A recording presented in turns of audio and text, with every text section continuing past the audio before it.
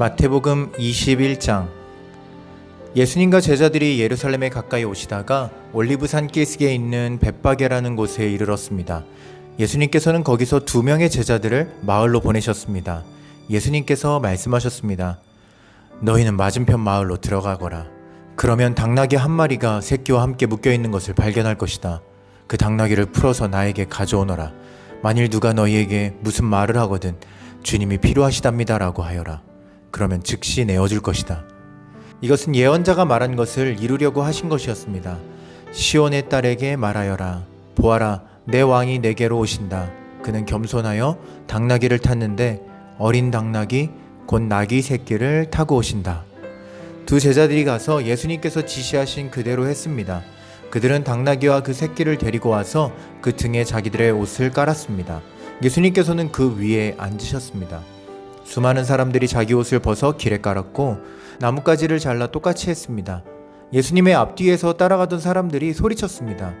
다윗의 아들에게 호산나! 주님의 이름으로 오시는 분이 복되도다! 높은 곳에서 호산나! 예수님께서 예루살렘으로 들어가셨을 때 온 도시는 흥분으로 가득 찼습니다. 사람들이 물었습니다. 이 사람이 누구냐? 사람들이 대답했습니다. 이 사람은 갈릴리 나사렛 출신의 예수라는 예언자입니다. 예수님께서 성전에 들어가셨습니다. 예수님께서는 성전에서 사고 파는 사람들을 모두 내쫓으시며 돈 바꾸어 주는 사람들의 책상과 비둘기 파는 사람들의 의자를 둘러 엎으셨습니다. 그리고 사람들에게 말씀하셨습니다. 내 집은 기도하는 집이라 불릴 것이다 라고 성경에 기록되어 있는데 너희는 오히려 강도들의 소굴로 바꾸어 버렸다. 성전에서 보지 못하는 사람들과 다리를 저는 사람들이 예수님께 오자 예수님께서는 그들을 고쳐주셨습니다. 대제사장들과 율법학자들이 예수님께서 하신 여러 가지 놀라운 일들과 다윗의 자손에게 호산나! 라고 외치는 아이들을 보았습니다. 그들은 매우 화가 났습니다. 그래서 예수님께 말했습니다. 이 어린아이들이 말하는 것이 들립니까? 예수님께서 대답하셨습니다. 그렇다. 너희는 성경에서 읽지 못하였느냐?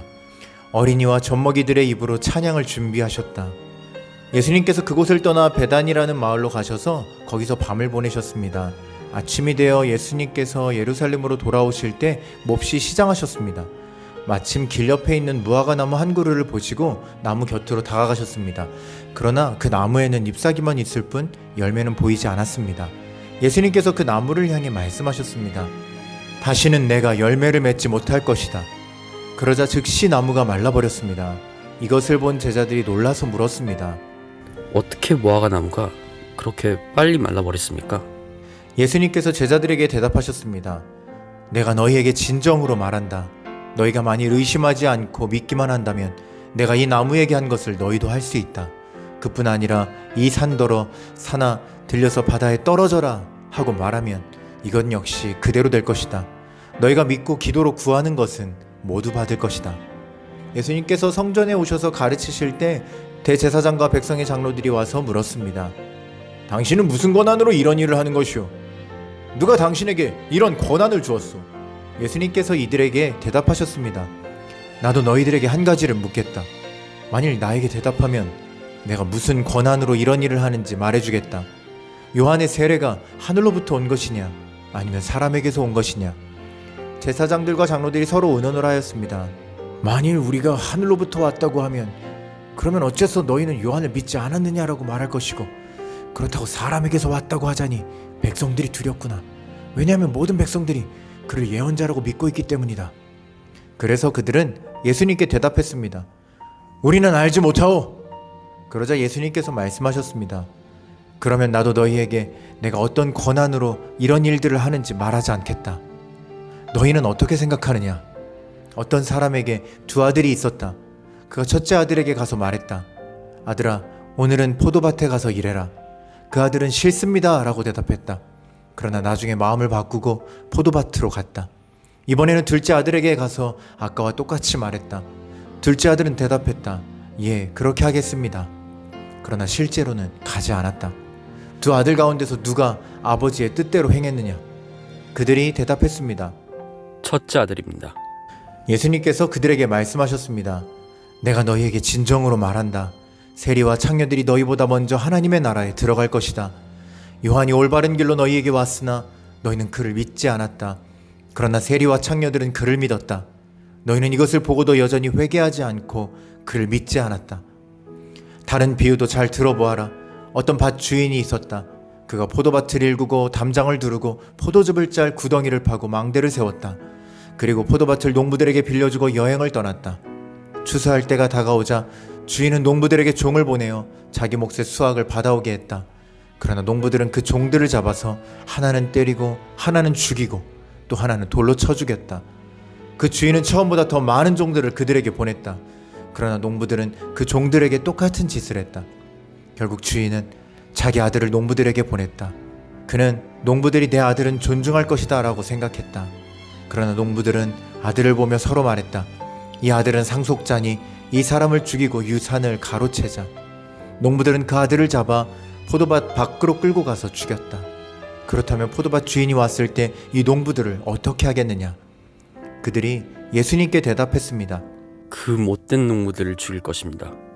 그리고 그 포도밭은 제때 수확한 것을 바칠 수 있는 다른 농부들에게 빌려줄 것입니다. 예수님께서 그들에게 말씀하셨습니다. 성경에서 이 말씀을 읽지 못하였느냐? 건축자가 버린 돌이 모퉁이의 머릿돌이 되었다. 이것은 주님께서 하신 일이니 우리 눈에 놀라운 일이다. 그러므로 내가 너희에게 말한다.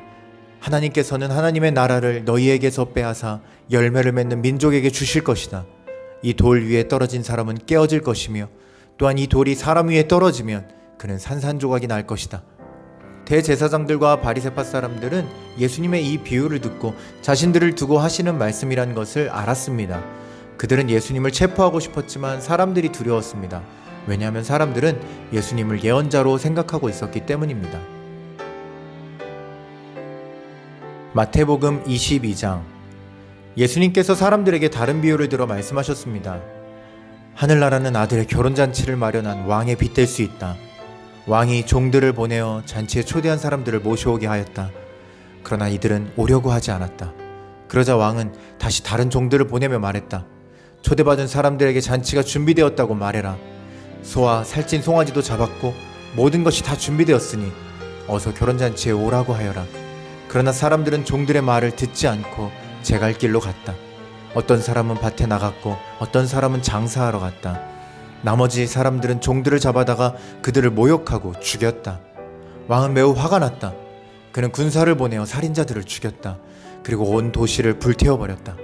그리고 자기 종들에게 말했다. 결혼잔치가 준비되었으나 초대받은 사람들은 자격이 없다. 너희는 큰 길에 가서 너희가 만나는 사람마다 결혼잔치에 초대하여라. 종들은 거리에 나가 만나는 사람들이 좋은 사람이건 나쁜 사람이건 가리지 않고 불러들였다. 그래서 결혼잔치 마당은 잔치 손님들로 가득 찼다. 왕이 그들을 보러 들어왔다가 결혼잔치 예복을 입지 않은 사람을 보았다. 그 사람에게 왕이 말했다. 친구여, 결혼잔치 예복을 입지 않고 어떻게 여기에 들어왔는가? 그 사람은 아무 말도 하지 못했다. 왕이 종들에게 말했다. 이 사람의 손과 발을 묶어서 바깥 어두운 곳에 던져버려라. 그곳에서 슬피 울고 고통스럽게 이를 갈 것이다. 초대받은 사람은 많으나 선택된 사람은 적다. 그때 바리새파 사람들이 가서 예수님의 말씀을 트집잡아 예수님을 함정에 빠뜨리려고 공모했습니다.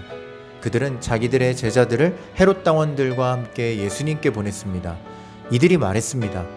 선생님, 우리는 선생님이 진실한 분이며 하나님의 길을 올바르게 가르치시며 사람의 얼굴을 보지 않으심으로 아무에게도 치우치지 않으신다고 생각합니다. 선생님이 생각하시는 것을 우리에게 말씀해 주십시오. 가이사에게 세금을 바치는 것이 옳습니까? 옳지 않습니까? 예수님께서는 이 사람들의 악한 생각을 아셨습니다. 그래서 말씀하셨습니다. 너희 위선자들아, 왜 나를 시험하느냐? 세금으로 내는 돈을 내게 보여라. 사람들이 은돈 한 데나리온을 예수님께 보여드렸습니다. 예수님께서 물으셨습니다. 이것은 누구의 얼굴이고 누구라고 쓰여 있느냐? 사람들이 대답했습니다. 가이사의 것입니다. 그러자 예수님께서 그들에게 말씀하셨습니다. 가이사의 것은 가이사에게 주어라. 그리고 하나님의 것은 하나님께 바쳐라. 사람들이 예수님의 말씀을 듣고 놀랐습니다. 그리고 예수님께로부터 떠나갔습니다. 같은 날 부활이 없다고 말하는 사두개파 사람 몇 명이 예수님께 나와 질문했습니다. 선생님, 모세는 남자가 아들이 없이 죽으면 그 동생이 형수와 결혼해서 형을 대신하여 아들을 낳아주어야 한다라고 했습니다. 우리 가운데 7 형제가 있었습니다. 첫째가 결혼했지만 아들을 낳지 못하고 죽어 아내를 자기 동생에게 남겨놓았습니다. 그런데 둘째도 셋째도 그리고 7째까지 첫째와 똑같이 되었습니다. 결국엔 그 여자도 죽었습니다. 7 형제 모두가 이 여자를 아내로 맞아들였으니 부활 때의 이 여자는 이 7 형제 중에 누구의 아내가 되겠습니까? 예수님께서 이들에게 대답하셨습니다. 너희는 성경도 알지 못하고 하나님의 능력도 알지 못함으로 잘못 생각하고 있다. 부활할 때에는 누구도 장가가거나 시집가지 않으며 오직 사람들이 하늘에 있는 천사처럼 될 것이다. 죽은 자의 부활에 대해 말하자면 하나님께서 이렇게 말씀하신 것을 읽어보지 못했느냐? 나는 아브라함의 하나님, 이삭의 하나님, 야곱의 하나님이다. 하나님은 살아있는 사람들의 하나님이시지 죽은 사람들의 하나님이 아니시다. 사람들이 이 말씀을 듣고 예수님의 가르침에 놀랐습니다. 예수님께서 사두개파 사람들의 말문을 막으셨다는 소식을 바리새파 사람들이 듣고 함께 모였습니다. 그 가운데 율법의 전문가 한 사람이 예수님을 시험하려고 질문을 하였습니다. 선생님, 율법에서 어느 것이 가장 중요합니까? 예수님께서 그에게 대답하셨습니다. 내 모든 마음과 모든 목숨과 모든 정성을 다해서 내 하나님을 사랑하여라. 이것이 가장 중요하고 우선되는 계명이다. 두 번째 계명은 내 이웃을 내 자신처럼 사랑하여라인데 이것도 첫째 계명과 똑같이 중요하다. 모든 율법과 예언자들의 말씀이 이 두 계명에서 나온 것이다. 바리새파 사람들이 함께 모여 있을 때 예수님께서 그들에게 질문하셨습니다. 너희는 그리스도에 대해서 어떻게 생각하느냐? 그가 누구의 자손이냐? 바리새파 사람들이 대답했습니다. 다윗의 자손입니다. 그러자 예수님께서 그들에게 말씀하셨습니다. 그러면 다윗이 성령의 감동을 받아 어찌 그리스도를 주님이라고 불렀겠느냐? 그는 여호와께서 내 주님에게 말씀하셨습니다. 내가 내 원수를 내 발 아래 굴복시킬 때까지 너는 내 오른쪽에 앉아 있어라 라고 말하였다. 다윗이 이처럼 그리스도를 주님이라고 불렀는데 어떻게 그리스도가 다윗의 자손이 되느냐? 아무도 예수님께 한마디도 대답하지 못했습니다. 그 이후로 아무도 예수님께 감히 질문을 하려고 하지 않았습니다. 아멘.